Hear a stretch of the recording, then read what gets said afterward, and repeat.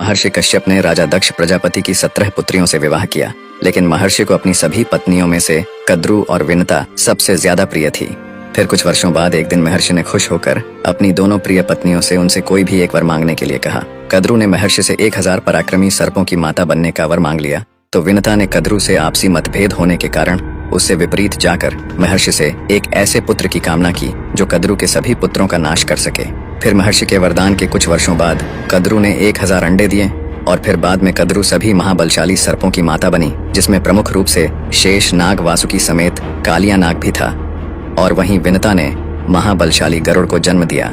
इसके बाद कुछ वर्षों में सभी बलशाली सर्प समय के अनुसार बड़े हुए और सिद्धियां प्राप्त करने के लिए अपने अपने रास्ते चले गए। जैसे कि शेष नाग सिद्धियां प्राप्त करने के बाद भगवान विष्णु के महासेवक बन गए और वहीं वासुकी महादेव के सेवक बन गए, और वहीं सबसे अलग कालिया नाग ने कुछ ही वर्षों में अपने विष को और भी ज्यादा विनाशकारी बना लिया और कई महासापों को युद्ध में हराकर कई विवाह भी कर लिए और रमण द्वीप का राजा बन बैठा। इसके बाद वहीं गरुड़ ने अपने दम पर सबसे बड़ी सिद्धि हासिल की और भगवान विष्णु के वाहन बन बैठे और फिर अपने माता विनता के कहने पर निकल पड़े तमाम नागों का विनाश करने। जिसके बाद कुछ ही वर्षों के अंदर गरुड़ ने शेष नाग को छोड़कर कद्रु के तमाम सर्प यानी कि नाग पुत्रों को ढूंढ कर समाप्त करना शुरू कर दिया। और फिर एक दिन गरुड़ कालिया नाग को ढूंढते हुए रमण द्वीप भी पहुंच गए और फिर दोनों में युद्ध प्रारंभ हो गया, जिसमें कि कालिया नाग की बुरी तरह से हार हुई और वह अपने पत्नियों समेत मौका पाते ही रमण द्वीप से पलायन कर गया और वह भागकर वृंदावन के यमुना नदी में आ बसा, क्योंकि यमुना उसके लिए एक सुरक्षित स्थान था। दरअसल एक बार महर्षि सौभरी के मना करने के बावजूद भी गरुड़ ने यमुना से तमाम मछलियों को बलपूर्वक पकड़कर खा लिया था, जिससे कि नाराज होकर महर्षि सौभरी ने गरुड़ को यमुना में दोबारा प्रवेश करने पर मृत्यु को प्राप्त हो जाने का श्राप दे दिया था। और यह बात कालिया नाग भली भांति जानता था। इसके बाद से ही कालिया नाग वृंदावन के यमुना में राज करने लगा और समय बीतने के साथ साथ वह क्रूर भी बनता गया। नदी के पास भटकने वाले जीवों को वो कच्चा चबा जाया करता और उसने अब तक अनगिनत मनुष्यों और अन्य जीवों को क्रूर तरीके से मौत के घाट उतारने का सिलसिला यूं ही जारी रखा। साथ ही उसने यमुना के जल को भी जहरीला बना दिया था, जिसे पीने के बाद जीवों की मृत्यु हो जाया करती। और फिर एक दिन वो समय आ ही गया जब भगवान विष्णु ने धरती पर श्री कृष्ण के रूप में अपना 8वां अवतार लिया और उनका जन्म मथुरा में देवकी और वासुदेव के महल में स्थित एक बंदी गृह की कोठरी में हुआ, क्योंकि देवकी के भाई कंस को आकाशवाणी हुई थी कि उसकी मृत्यु देवकी के संतान के ही हाथों होनी है, और इसी डर से उसने अपनी बहन देवकी के एक के बाद एक संतानों को मारना शुरू कर दिया। फिर आखिर में जब श्री कृष्ण का जन्म हुआ तो उनके पिता ने उन्हें सुरक्षित रखने के लिए उस आधी और तूफानी रात में कारागार से बाहर निकल गए, क्योंकि श्री कृष्ण की माया से उस रात कारागार के सारे द्वार खुल चुके थे और सिपाही भी बिल्कुल बेहोश हो चुके थे। फिर वासुदेव श्री कृष्ण को एक टोकरी में सुलाकर यमुना नदी को पैदल ही पार करते हुए लगभग 15 किलोमीटर तक गोकुल लेकर आते हैं और उन्हें नंद बाबा और माँ यशोदा के पास छोड़कर वापस कारागार को लौट जाते हैं।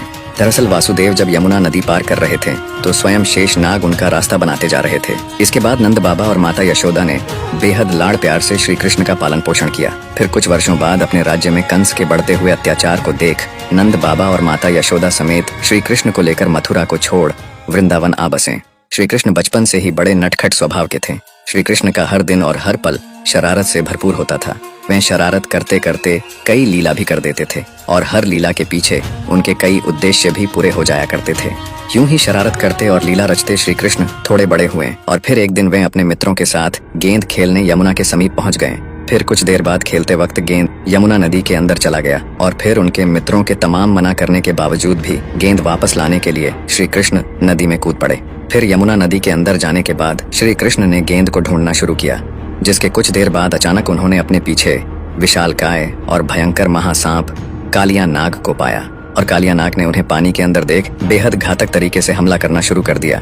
पर श्री कृष्ण ने उसके हमलों से बचते हुए कालिया नाग पे पलटवार किया। फिर काफी समय तक ऐसे ही दोनों के बीच काफी भीषण युद्ध चलता रहा। नदी के ऊपर उठते भयंकर बुलबुले देख श्री कृष्ण के मित्र पूरी तरह से घबरा गए। फिर आसपास के गांव वाले भी नदी के पास इकट्ठा हो गए और पानी के अंदर कालिया नाग जब श्री कृष्ण को पकड़ने में नाकाम होने लगा तब उसने अपने भयंकर विष से श्री कृष्ण पर प्रहार कर दिया, लेकिन इस विष का श्री कृष्ण पे कोई असर न हुआ। फिर श्री कृष्ण पानी के अंदर ही उछलते हुए कालिया नाग के सिर पर जा खड़े हुए और वहीं कूदने लगे, जिससे कि कालिया नाग गंभीर रूप से घायल होता चला गया। इसके बाद कालिया नाग की पत्नियों ने श्री कृष्ण से कालिया नाग को क्षमा कर देने की विनती करने लगी, जिसके बाद श्री कृष्ण ने कालिया नाग को क्षमा कर यमुना छोड़ वापस रमण द्वीप जाने का आदेश दिया और दोबारा से निर्दोष प्राणियों को न सताने का भी उपदेश दिया।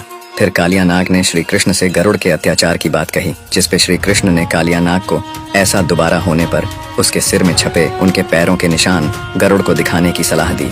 जिसके बाद कालिया नाग श्री कृष्ण की बात मानते हुए अपनी पत्नियों के साथ सीधे रमण द्वीप चला गया। और जब गरुड़ दोबारा रमण द्वीप आए तो कालिया नाग ने सीधा अपने सिर में छपे श्री कृष्ण के पैरों के निशान उन्हें दिखा दिए। जिसके बाद गरुड़ रमण द्वीप से वापस लौट गए। तब से इसी प्रकार कालिया नाग खुशी खुशी अपने पत्नियों के साथ रमण द्वीप में ही रहने लगा। और यहाँ वृंदावन में श्री कृष्ण अपनी शरारती लीलाओं को करते हुए और भी तमाम समस्याओं का समाधान करने में जुट चुके थे।